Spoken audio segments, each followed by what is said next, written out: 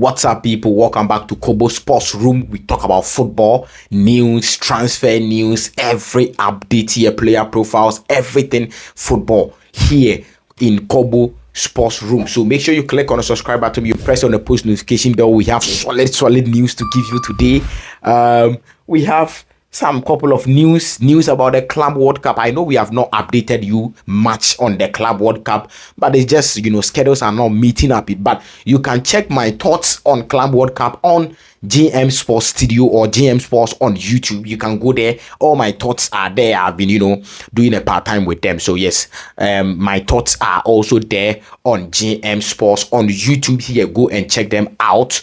And then, what we can do on this channel, we will also give you one or two thoughts on the Club World Cup. But generally, the Club World Cup is going on well. This video, we are going to talk about the Club World Cup and the potential knockout stage pairings and how it is going to go. We are going to react to the potential knockout, pairings here. We are going to talk about Kudus. He has done something today. We'll talk about Kudus, we'll talk about Nicholas Jackson, and then Randall Kolomwani, and we'll also talk about Christopher Nkunku, a breaking news about Christopher Nkunku to Manchester United. Let's get straight into the video. So, of course, this is a transfer news / Club World Cup review or Club World Cup, reactions. So, let's quickly start with Mohamed Kudus. It's been almost 1 hour ago. Rahman Osman, Rahman Osman is good with Chelsea news and then with London clubs news, but I have some couple of problems with him. I think that some of his news about Chelsea and some of his takes about Chelsea, I don't agree with some of his takes on Chelsea. Even if the thing is bad, Rahman Osman will find a way to come and defend it. So that is my problem with him. But aside that, he is a great journalist. He's a very top, great journalist with respect to London clubs. When it comes to news about London club and then Chelsea, Rahman Osman is your go-to guy.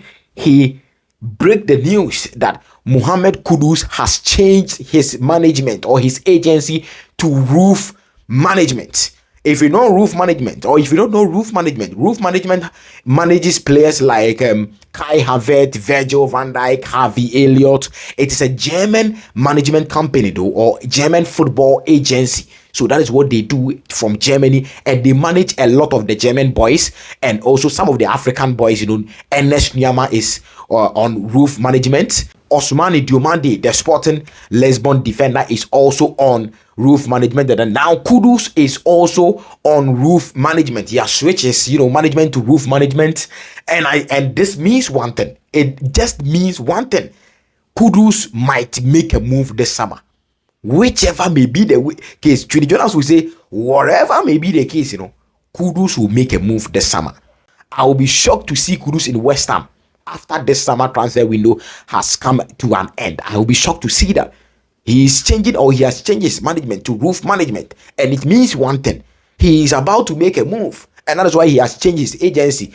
Sometimes agency are very key in football, or as a football player, your agency has to be tough. They have to be tough negotiators. They have to have links in some of the clubs. So Kudus changing to Roof Management, same agency as Virgil van Dijk. They were able to negotiate, and Virgil van Dijk is one of the the highest earners in Liverpool, and then even in the Premier League. They were able to negotiate for Virgil van Dijk to get that contract.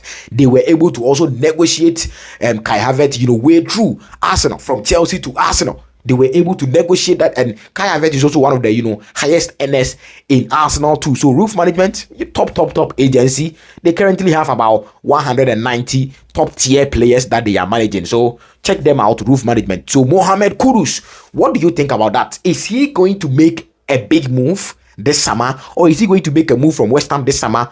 Drop all your comment down below. I want to know your comment. Where do you want to see Mohamed Kudus after this summer? Drop all your comment down below. I want to know your comment. Now let's move to Christopher Nkunku. There has been links on L'Equipe, or from L'Equipe, just this minute, in about 10 minutes to the recording of this video, the bomb dropped from L'Equipe. And if L'Equipe is reporting the news about their French boys, it is all these are credible news. L'Equipe will not come and then they report the news and they are just chasing clickbait. No, L'Equipe doesn't do that, especially if it is about French players. They don't do that. when L'Equipe reports a news about French players, you must know that something is going on. And that is why L'Equipe has reported this news. And according to L'Equipe, Christopher Nkunku of Chelsea has received some links from Manchester United just this afternoon. As we speak, Monday afternoon, he has received some links from Manchester United. Of course, Manchester United are negotiating for other players. And then, I don't think that Victor Osimhen deal will work. And I don't think Bryan Mbeumo is even becoming, some kind of, negotiation. I think he wants 300,000 or 250,000 plus. And Manchester United are not willing to pay that, a lot of issues with the Brentford deal, but Christopher Nkunku, Chelsea will be willing to sell. Chelsea has a very good relationship with Manchester United with respect to players and then how the incoming and then coming out of players. Chelsea have a very good relationship with them. So I don't think if Manchester United wants Christopher Nkunku, it is going to be a very, big deal, or it is not going to happen or something like that. I know Chelsea will be willing to listen to offers from Manchester United, but it has to be right.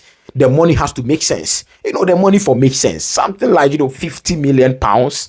It's nothing for, it's nothing for Manchester United. 50 million, 55 million pounds is nothing for Manchester United. So let's see how much Chelsea are willing to, take for Christopher Nkunku. But Christopher Nkunku to Manchester United. Manchester United fans, drop all your comment down below. Let me know your thoughts on Christopher Nkunku. Where do you see Christopher Nkunku? How would he fit in your team going forward next season? As a matter of fact, the tactics Amorim wants to play the double tens. Christopher Nkunku can play a double 10. He can also play as a striker too. And then, he's better than Rasmus Højlund, and he's also better than Joshua Zexi. So, if Christopher Nkunku is coming to Man U, let me know your thoughts on the comment down below. Drop all your comments. That is Christopher Nkunku to Manchester United. Now, talking about Chelsea and their strikers, we are moving to Nicolas Jackson. Nicolas Jackson. So, Jackson, Aquawe party, or say bro, Jackson.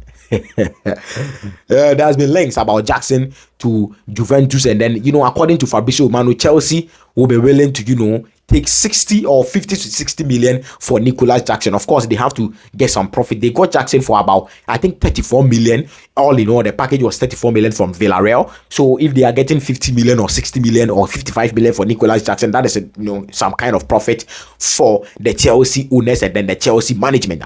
So Jackson to Juventus, what do you think? And Kolo Muani to Chelsea on the other way around. It was reported by L'Equipe yesterday. Kolo Muani to Chelsea links. What do you think about Kolo Muani, Chelsea fans? Let me know your comments about Kolo Muani. If you want my opinion, is Kolo Muani better than Jackson?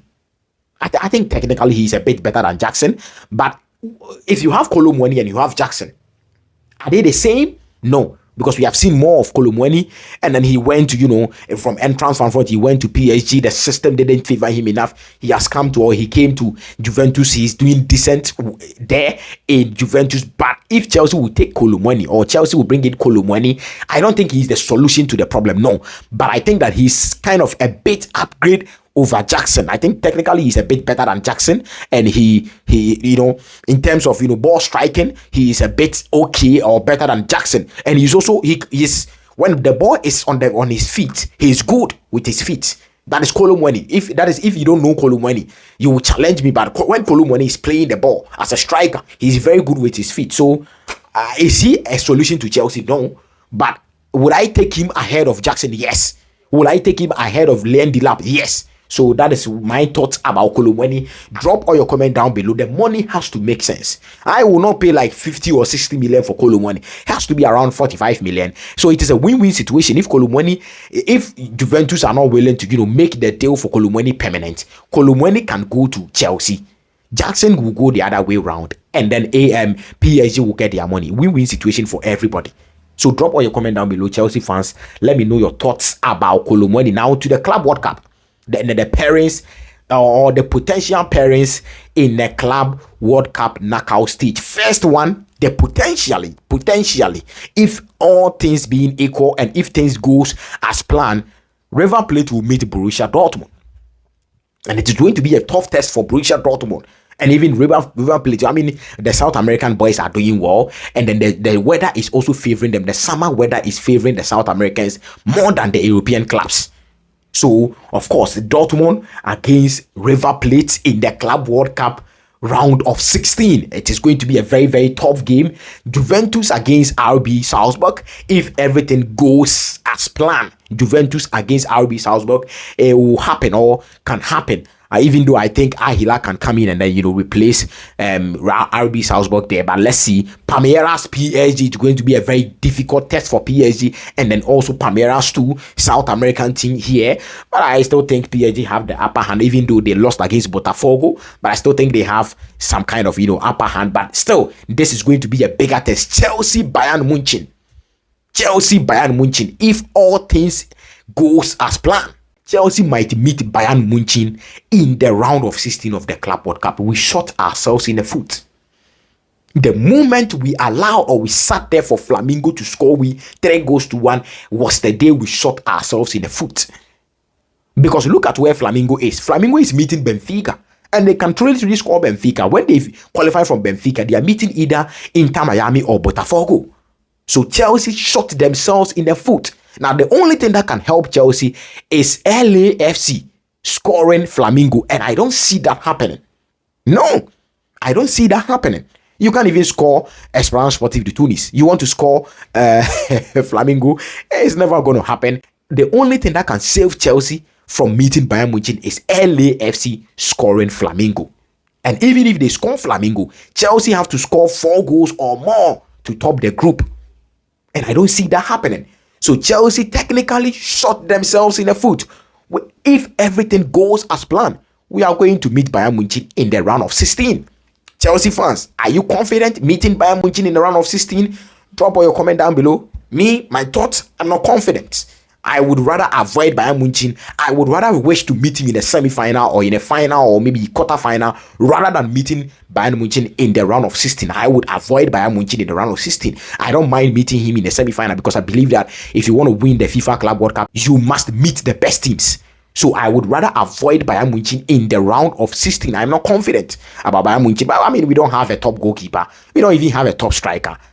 Charlie. So I'm not confident, but drop all your comment down below. Chelsea fans, what do you think? Botafogo, Inter Miami. I think Botafogo will go through. Flamengo, Benfica, tough game.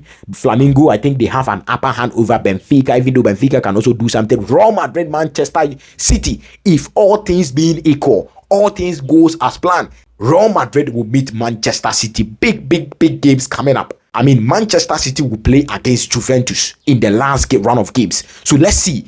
The winner of the team or the loser of that is going to meet Real Madrid. Let's see what happens. But if all things goes as planned, Man City might meet Real Madrid or Juventus might meet Real Madrid in the round of 16. So Real Madrid, Charlie, more big teams now throughout. And then if you qualify, you would meet Inter Fluminense. That is Real Madrid and then Man City. If they qualify, any of them qualifies, they will meet Inter or Fluminense. So this FIFA Club World Cup, these are the potential pairings for the knockout stage. What are your thoughts? Chelsea fans, drop all your comment down below. Real Madrid fans, let me know your comment down below. PSG fans, let me know all your comment down below. And this is Kobo Sports Room. And this has been a bit on transfers and then a reaction of the potential Club World Cup knockout stage. Drop all your comment down below. Follow me on all social media platforms, on TikTok, on IG, on X. Follow Kobo Sports Room on all social media platforms. Click on the subscribe button, press the post notification bell. I will see you in the next video.